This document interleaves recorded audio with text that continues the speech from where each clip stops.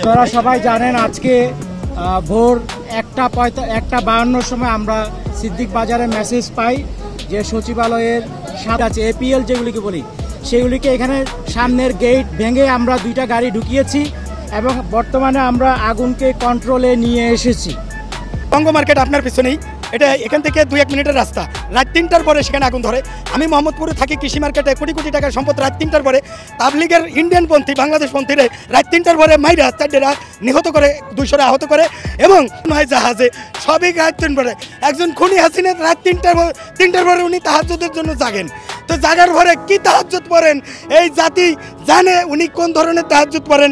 ওনার তাহাজ্জুদ হলে সচিবালয়ে আগুন দেওয়া। এখানে মিনিমাম 10 কোটি টাকা কোনো আওয়ামী লীগের দোসরকে দেওয়া হয়েছে রয়ের মাধ্যমে, যে তুই সারা জীবনে পাবি কত 1,50,00,000 আর তুই 10 কোটি পাবি, তোর চাকরি বাকরির দরকার নাই, তুই এখানে এই কামটা করে দে, হাসিনাও ফিরে আসুক, হ্যাঁ রাজার মেয়ে রাজা আবার জনগণকে দিবে সাজা।